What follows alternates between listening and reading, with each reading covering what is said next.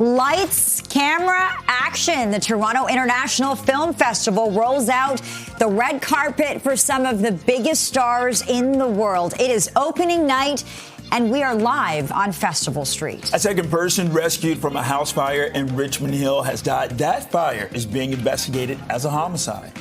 And crews respond to a vehicle hanging over the ledge of a parking garage at the Credit Valley Hospital in Mississauga. We'll tell you more about the potential circumstances of this crash. This is Live at 5.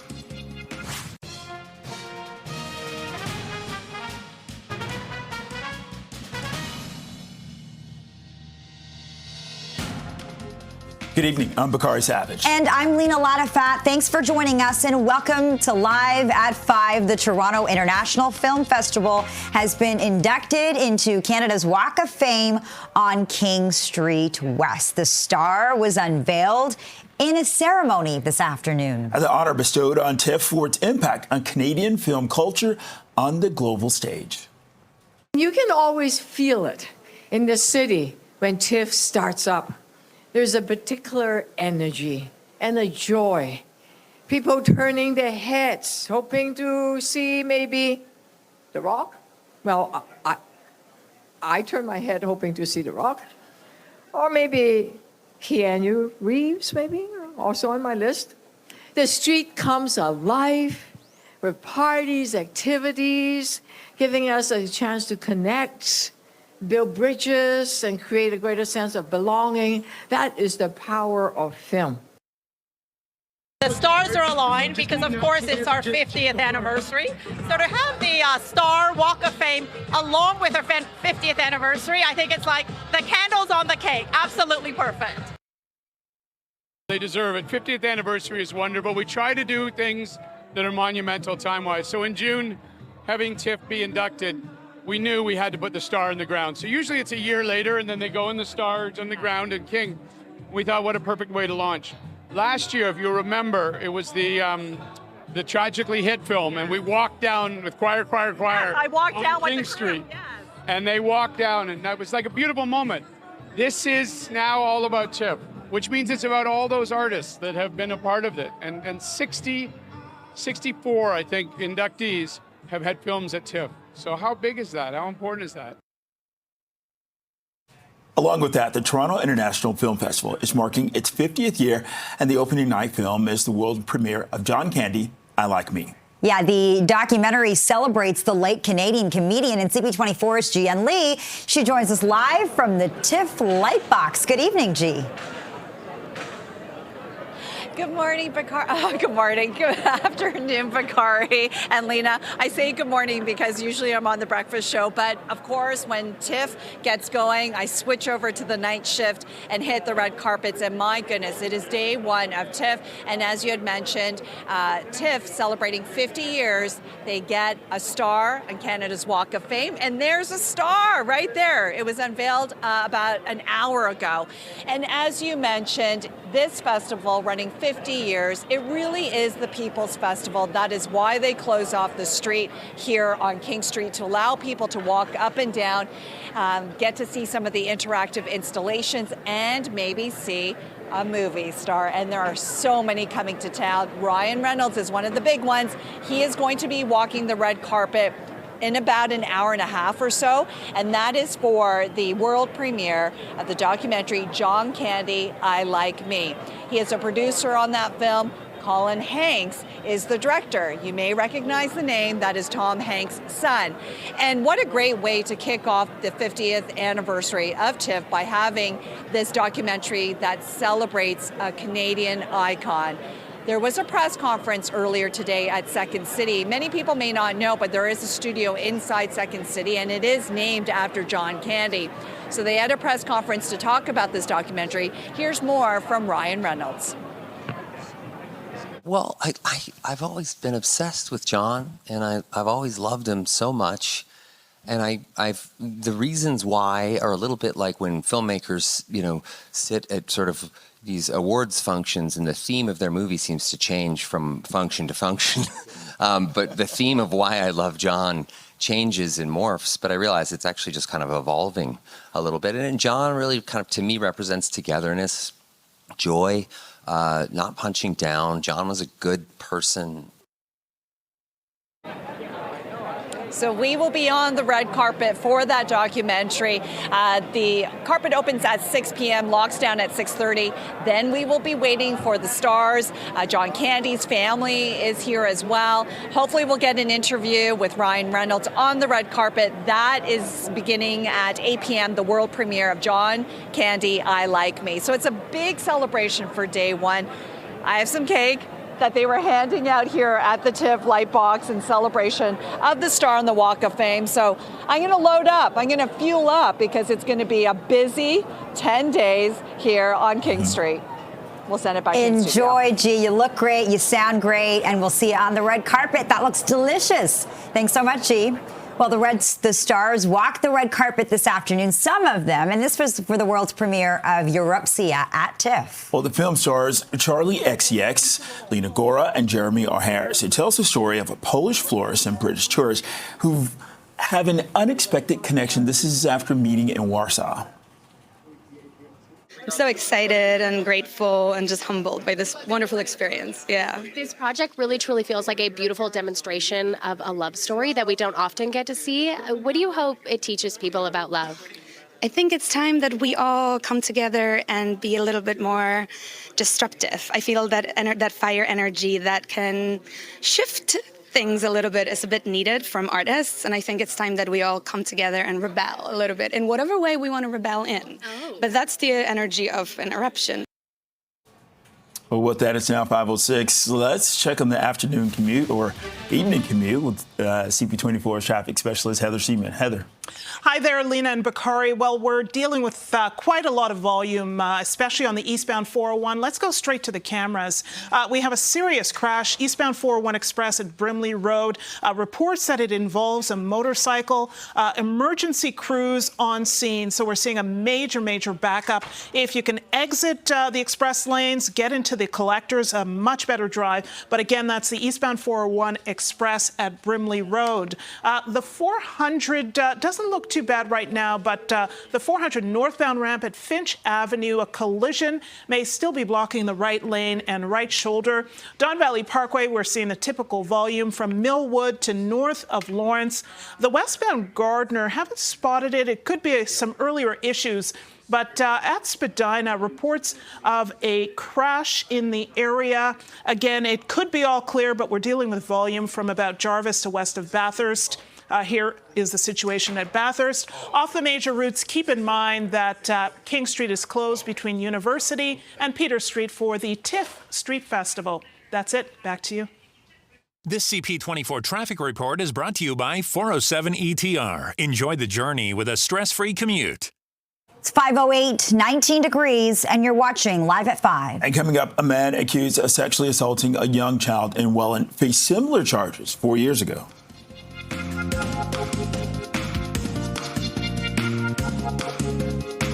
A second person has died after a house fire in Richmond Hill, which is now being investigated as a case of arson and a homicide. CP24's Arda Zakarian joins us live with the very latest. Arda.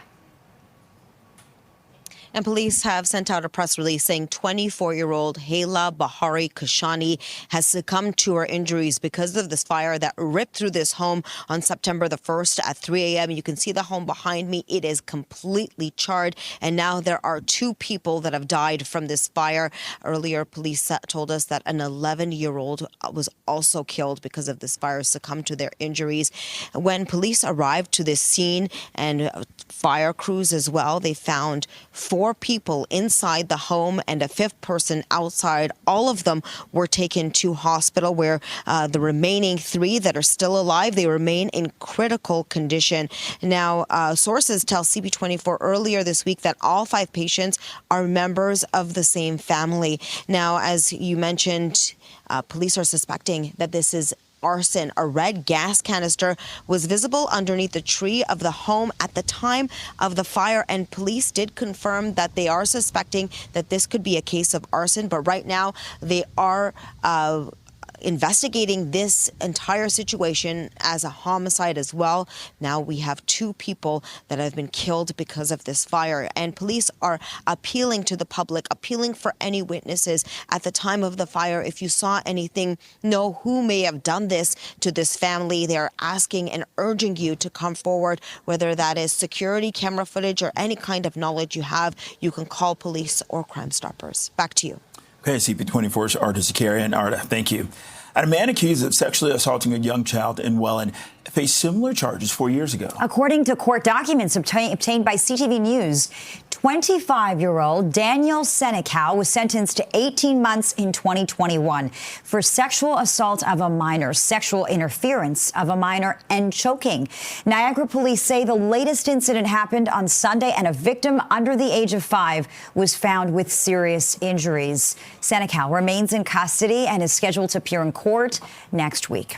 Well, now to Mississauga. Remarkably, no injuries when an SUV crashed through a barrier in an elevated parking garage. Yeah, Chopper 24 flew over the scene. This is at Credit Valley Hospital. You can see a vehicle. It crashed into the barrier on the 4th floor of the garage, the concrete barrier. It smashed down on top of multiple parked vehicles, while the front wheels of the SUV, you can see them dangling over the edge of the garage. Quite the scene. CP24's Steve Ryan is live with the very latest from Credit Valley Hospital tonight. Steve, what are investigators saying about what happened?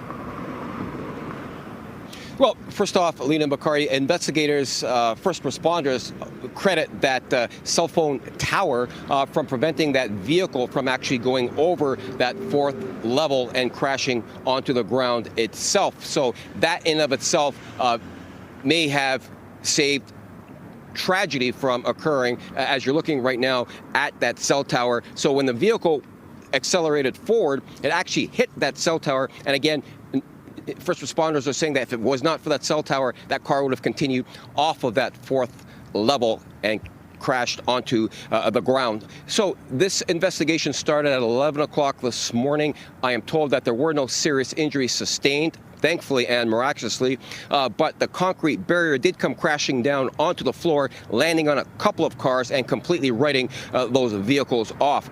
I am told by first responders that the couple that was driving that vehicle or that were in that vehicle were seniors. I'm told that one was transporting the other to the hospital here for some treatment, and it is believed that the driver may have mistaken the accelerator for the brake. So it's only one of 3 possibilities when it comes to what may have led to this. Driver error, mechanical malfunction on the vehicle, or some sort of medical episode. That'll all be part of the investigation as the investigators work to figure out what exactly happened. Now, we did get reaction earlier on as well, and here is what we were told. Let's have a listen. One of the technicians had said that a wall had fallen, like a barrier wall, a cement barrier wall had fallen and crushed cars. And our mouths just sort of dropped open. You're like, this shouldn't happen. But now I'm finding out somebody drove into the barrier wall, which then pushed it down. So it's not like it just fell all by itself. So I feel a little better about the situation, but still not a great situation. So construction crews are on scene right now. They're putting a concrete barrier around the area while investigators ensure that the integrity of the rest of this building is not compromised to avoid any further accidents. Send it back to you guys. Okay, live in Mississauga, CP24, Steve Ron. Steve, thanks a lot. It's 5:19, or rather 5:15, 19 degrees. This is Live at 5. Well, it appears to be a buyer's market in the GTA because of an increase in supply. We'll take a look at a new report from the Toronto Region Real Estate Board. That's next. Welcome back to Live at 5. A new paramedic station is now under construction in Scarborough. Mayor Olivia Chow was on hand for the groundbreaking ceremony. This is at the site of the new multi-function paramedic station. It's on Progress Avenue near Brimley Road. The 90,000 square foot facility, it's going to be a district command post for Toronto Paramedic Services. This new multi-function station will be purpose-built to meet both their needs and the infrastructure needs I mentioned. It will house up to 40 ambulances and 20 emergency response vehicles, giving us the capacity to respond to the growing demands on our service. It goes hand in hand with our plan to hire 362 more paramedics in a couple of years. And we are starting this year by hiring 112 of them. Now, construction is expected to be completed in early 2029. A huge funding shortfall for the TTC's State of Good Repair program. That was up for discussion today. A report from the executive director of finance says the TTC needs a total $53 billion over the next 15 years, of which $37 billion is currently unfunded. That includes critical subway systems, streetcar track replacement, and new wheel-trans buses. The TTC Strategic Planning Committee has endorsed making those unfunded capital requirements the first priority of any new government funding for the transit agency. It also forwards the report to the city, province, and Ottawa next. Well, the TTC committee is also directing staff to report back on the idea of replacing monthly passes with a fare capping system. So under fare capping, trips become free after a passenger takes a certain number of rides in a calendar month. Now, the overall costs would be about the same, but riders would not have to pay in advance. We had a chance to speak with Toronto City Councillor and TTC board member Josh Matlow about the proposed program. The bonus to the TTC is that this is also a wonderful way to get more ridership. The report suggests that we could receive millions and millions of more ridership onto a transit system that lost a lot of ridership during COVID. This will mean, yes, it's an investment up front, but in the long term, it'll be an investment into making the TTC the better way again, which is something that we need because many of us rely on the system every day to get to school and get to work. And we want Torontonians to have more predictability in their budget every month so that life can be just a little bit more affordable. And Mayor Olivia Chow was asked about the TTC's predicted $37 billion shortfall today. Here's how she responded. Under my 2025 budget, TTC has received historic highest investment from the City of Toronto. Is $500 million plus. That is a historical figure. It has cut the backlog list by half and will continue to do so. We'll continue to invest in TTC because it moves Toronto. Well, the TTC staff will report back on fare capping sometime after the budget for next year is set. Well, it appears the real estate market in the GTA is a buyer's market at the moment. And a report from the Toronto Regional Real Estate Board says there's more supply in the market and buyers are able to negotiate a lower price. Well, new listings were up by over 9% in August. Home sales were up over 2% from the same month last year. The average selling price was down more than $50,000 to just over $1 million. And that's a drop of over 5% from August 2024. While prices are down, TREB Chief Information Officer Jason Mercer tells CP24 that households with an average income are still struggling with affordability. While it's true that both home prices and borrowing costs are down, there's still a lot of households on the sidelines that just don't see an affordable situation out there. And then add to that the uncertainty surrounding the economy with the trade disputes and what have you. A lot of people are still taking a wait-and-see attitude as it comes to home ownership.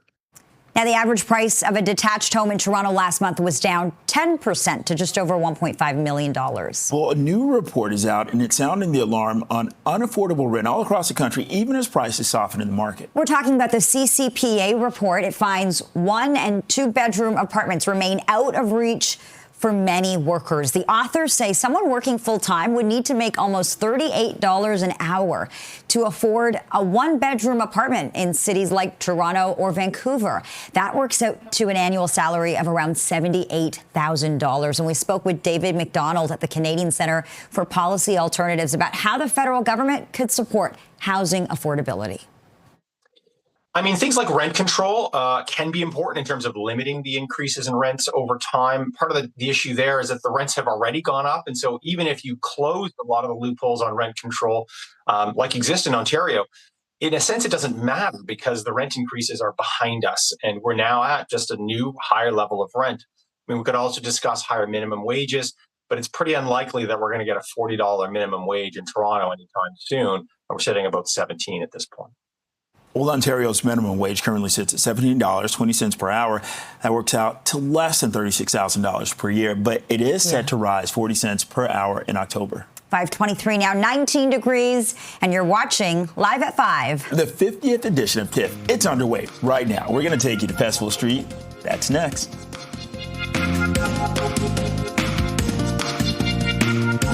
Welcome back. Italian fashion designer Giorgio Armani has died. He was 91 years old. Armani was synonymous with modern Italian style and elegance.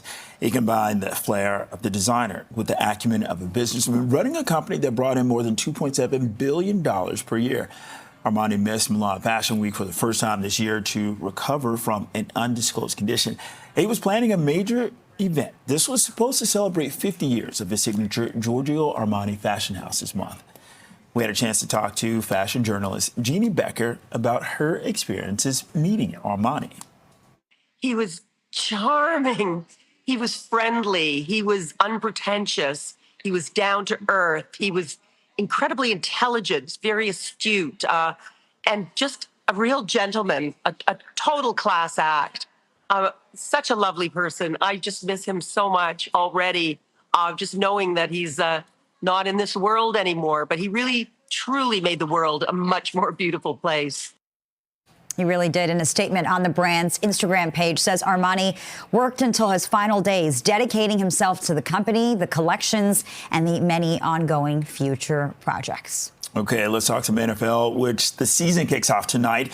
The defending Super Bowl champion Eagles hosting the Cowboys. Philadelphia begins its title defense with nearly all of its key players back, including star running back Saquon Barkley. Dallas is coming off a disappointing season that saw them play most of the year without quarterback Dak Prescott. The Chiefs and Chargers meet tomorrow in Brazil before the rest of the league hits the field on Sunday and Monday. I think Dallas, the funny thing about them is now that they've dealt with the drama with Micah Parsons, Dallas could actually be kind of a boring team, which might sound crazy because they're not bad enough to be a true tire fire, but they're not good enough to be a legitimate playoff contender. Meanwhile, Philadelphia on the other end, they're the best team in football. Make no mistake about it. The Eagles are the best team in the NFL. And Canada's going to be well represented in the NFL this season. There are Canadians on 18 teams, including 3 each on the Bills and the Bears. Safety Sidney Brown and receiver John Mechie III. They're going to take the field tonight for the Eagles. It's 5:28, 19 degrees. This is Live at 5. It is the first day of TIFF. Ryan Reynolds is expected to walk the red carpet for the opening night film. It's a documentary about late Canadian comedian John Candy.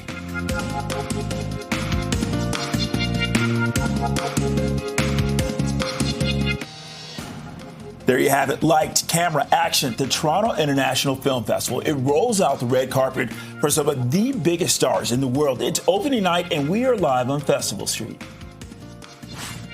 A second person rescued from a house fire in Richmond Hill has now died. That fire being investigated as a homicide. We'll have the latest coming up. And take a look at this. Crews respond to a vehicle. Look, it's hanging over the ledge of a parking garage.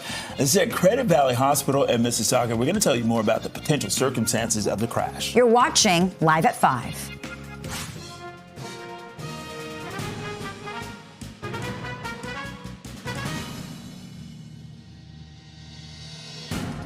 Hey, good evening, and thanks so much for joining us. I'm Lena Ladefat. I'm Bakari Savage. A second person has died after a house fire in Richmond Hill. This is now being investigated as a case of arson and a homicide. CP24's Arda Zakarian joins us with the very latest today. Arda. And sources tell us that they're all members of the same family. The second person, as you said, a 24-year-old woman named Helia Bahari Kashani has succumbed to her injuries and has passed away. She died yesterday in hospital.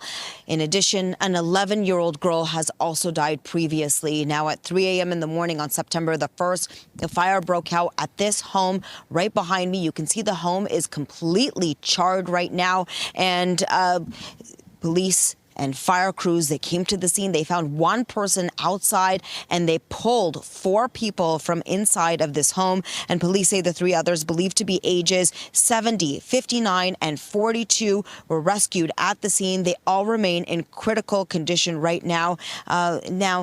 this is in the area of Skywood Drive and Rolling Hill Road in Richmond Hill. A red gas canister was visible underneath a tree of the home at the time of the fire. And police have confirmed to us that arson is in fact suspected. Now, this incident is being investigated as a homicide. Now, 2 people have passed away.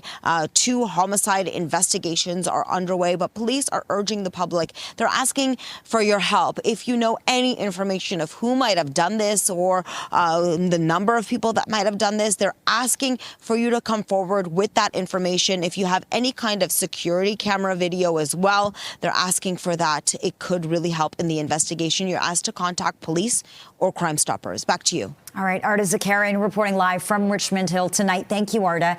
Well, a man accused of sexually assaulting a young child in Welland faced similar charges 4 years ago. According to court documents obtained by CTV News, 25-year-old Daniel Senecal was sentenced to 18 months in 2021 for sexual assault of a minor, sexual interference of a minor, and choking. Niagara police say that the latest incident occurred Sunday, and a victim under the age of 5 was found with serious injuries. So Senecal remains in custody and is scheduled to appear in court next week. Remarkably, no injuries when an SUV crashed through a barrier in an elevated parking garage in Mississauga today. CP24 was over the scene. This is at Credit View Hospital. You can see this vehicle, it crashed into the barrier. This is on the 4th floor of the garage, to the concrete barrier. It crashed down on multiple parked vehicles, while the front wheels of the SUV, you can see it right there, just drooping over the edge of the garage. And CP24's Steve Ryan joins us live with the latest from outside Credit Valley Hospital.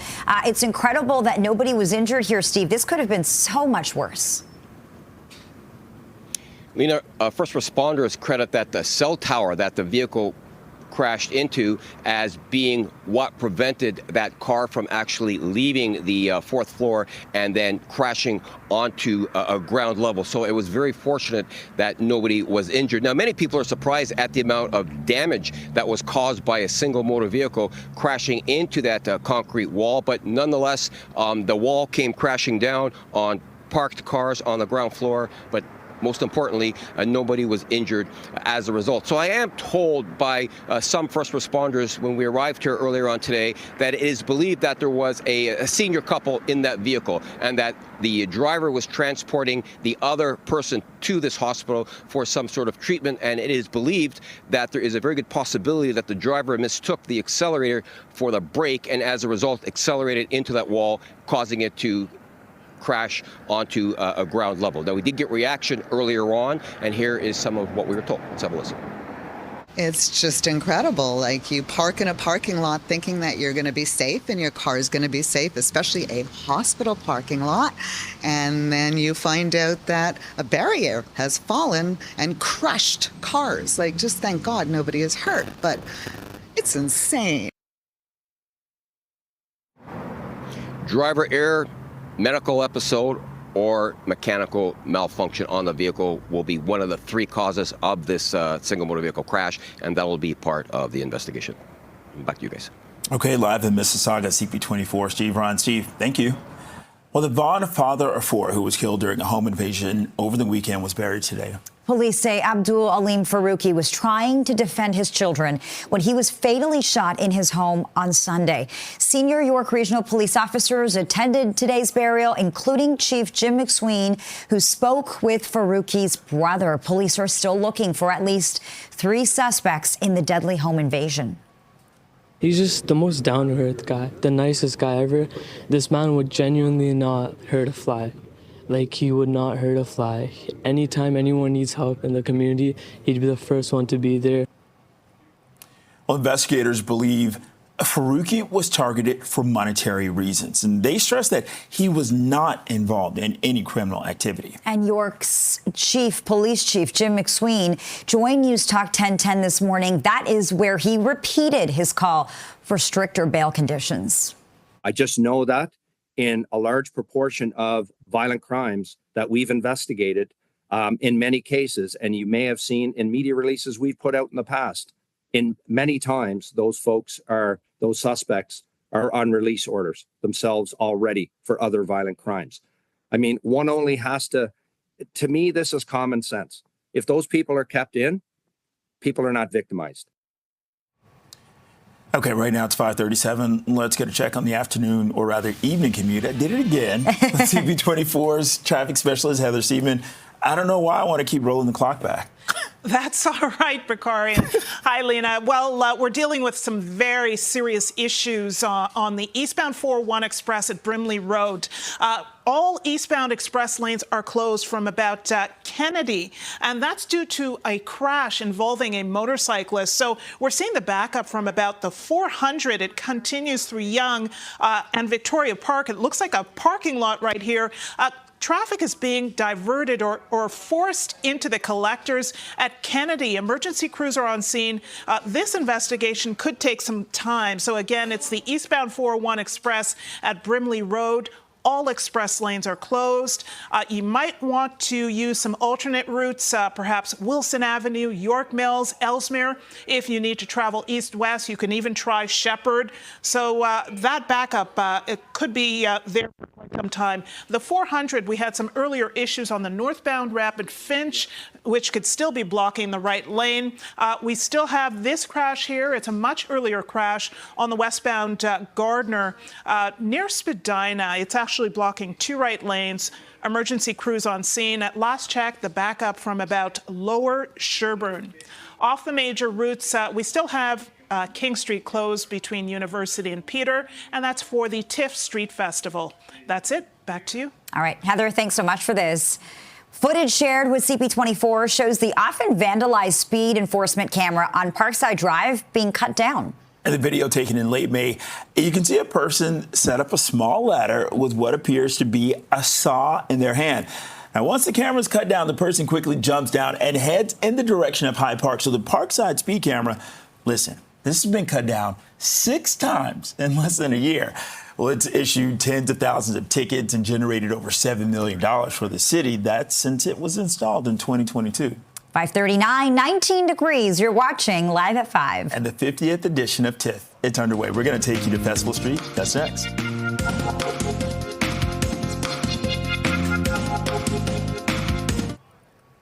The Toronto International Film Festival has been inducted into Canada's Walk of Fame on King Street West. The star was unveiled in a ceremony this afternoon, the honor bestowed on TIFF for its impact on Canadian film culture on the global stage.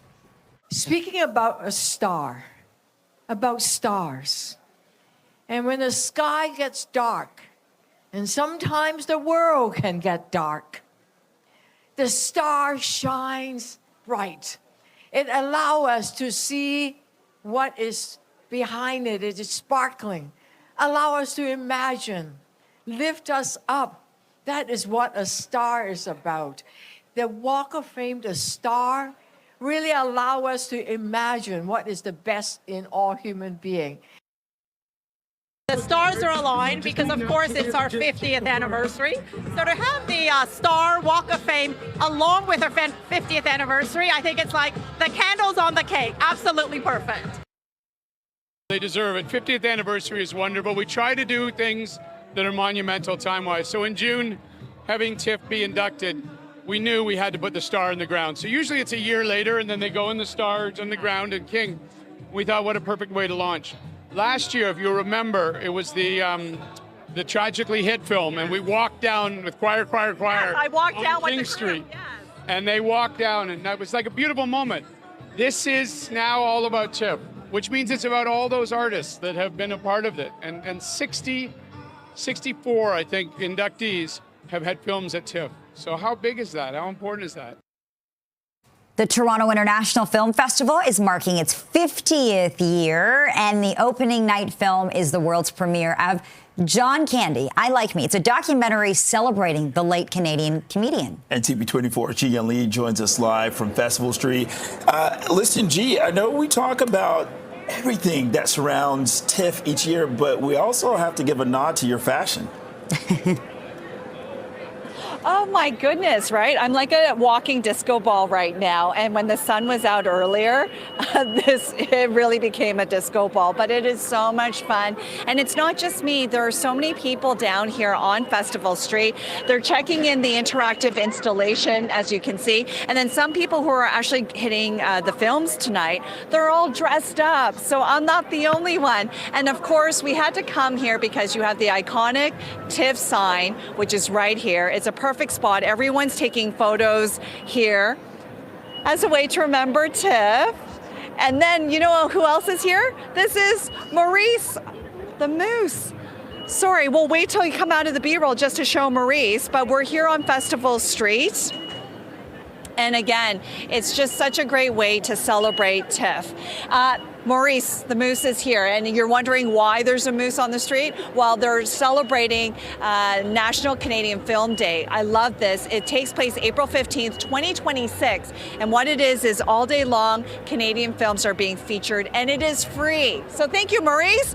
And talking about films, we've got a big one today. It is launching TIFF. It is the world premiere of the documentary John Candy, I Like Me. This is produced by Ryan Reynolds and directed by Colin Hanks, the son of Tom Hanks. And that red carpet event will take place closer to 8 p.m. tonight at Roy Thompson Hall. Now, earlier today, there was a press conference, and John Candy's children were there. And the press were able to talk to them about this film. Here's what they had to say. There was a blend within our dad, I think, where we very much felt how important he was in the entertainment world and how big his celebrity was. But there was always this crossfade of him as a father. So even it was a bit confused by the fact that we'd be on set with him and then we'd also go back to our family farm, or we would be, going to baseball games or whatnot. And so that kind of felt like our experience. I don't know. There were moments where, he'd be signing autographs. I remember as a kid, I'd be like, oh, I'll try and get in there and pretend like I was a kid, being like, hey, can I have your autograph? And he'd be signing away. And then he'd all of a sudden look at me and go, hey. And so we'd always have fun with those moments because it was it's still our family time. And so even though he was doing work, he still made it feel like it was fun.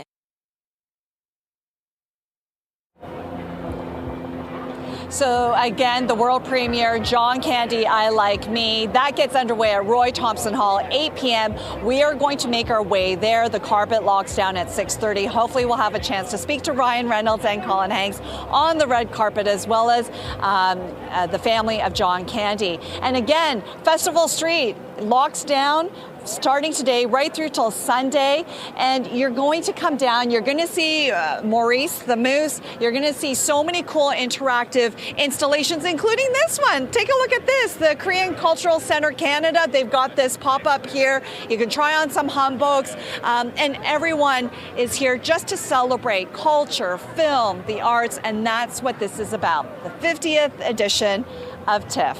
We'll send it back to you in studio. I always love the vibe on Festival Street. Gee, thanks so much for this, and looking forward to your coverage. It's 5:47, 19 degrees. You're watching Live at 5. And up next, a second day of meetings for Prime Minister Mark Carney and his cabinet in Toronto.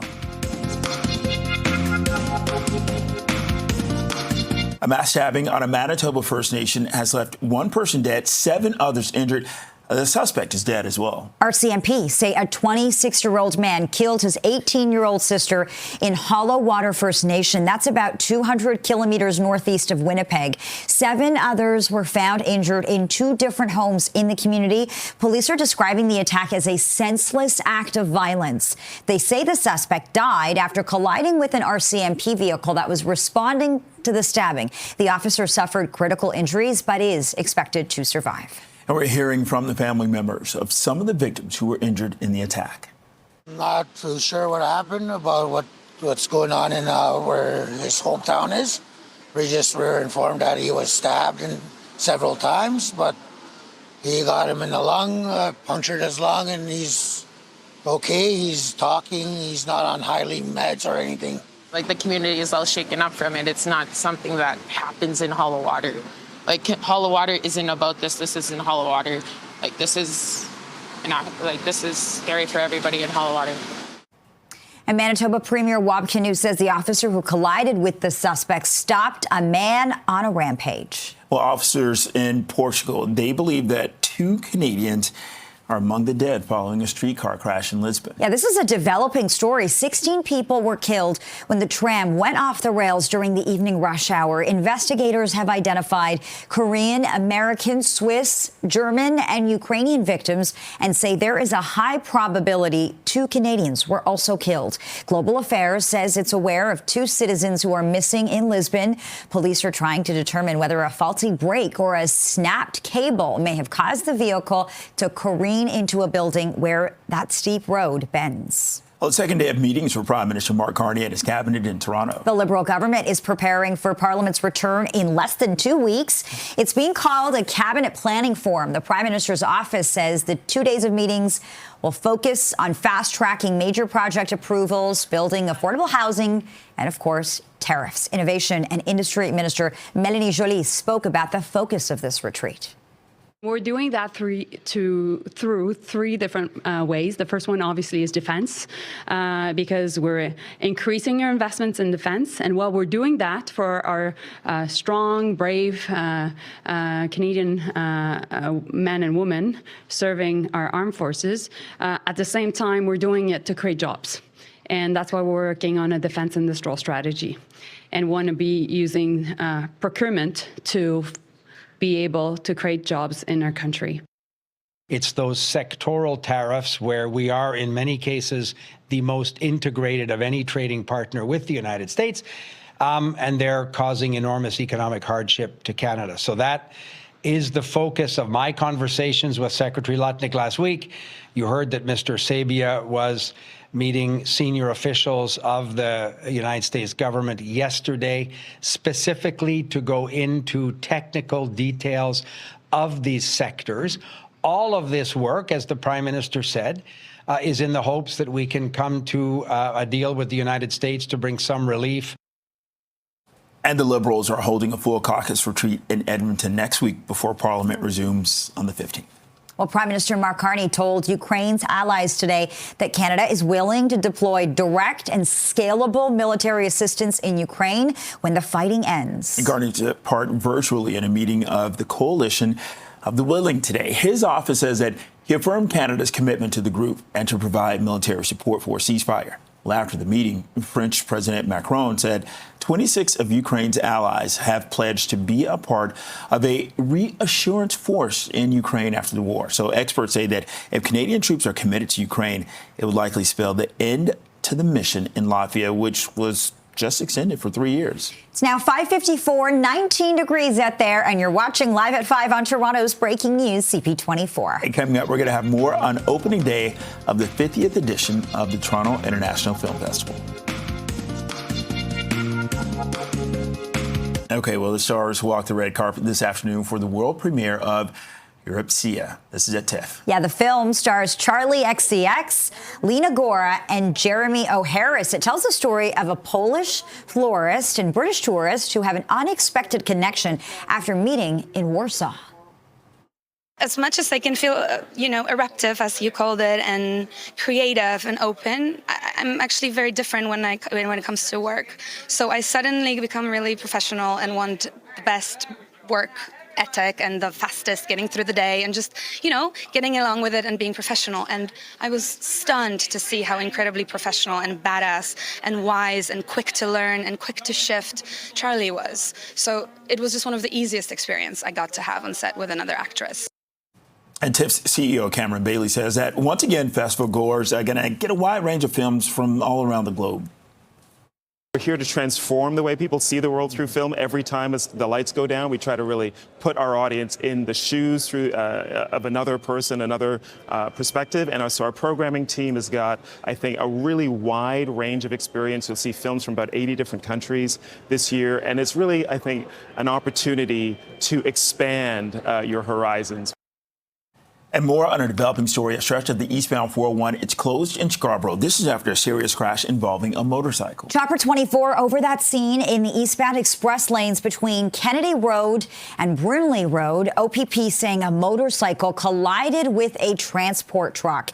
Paramedics tell us the motorcyclist was taken to hospital with serious, possibly life-altering injuries. The eastbound 401 express lanes are closed in the area. Keep it right here for the latest on this developing story. Right now it's 5:59, 19 degrees. This is Toronto's breaking news, CP24. Thanks so much for joining us, and thanks so much for watching. CTV News at 6 is coming up next. We'll be back at 7.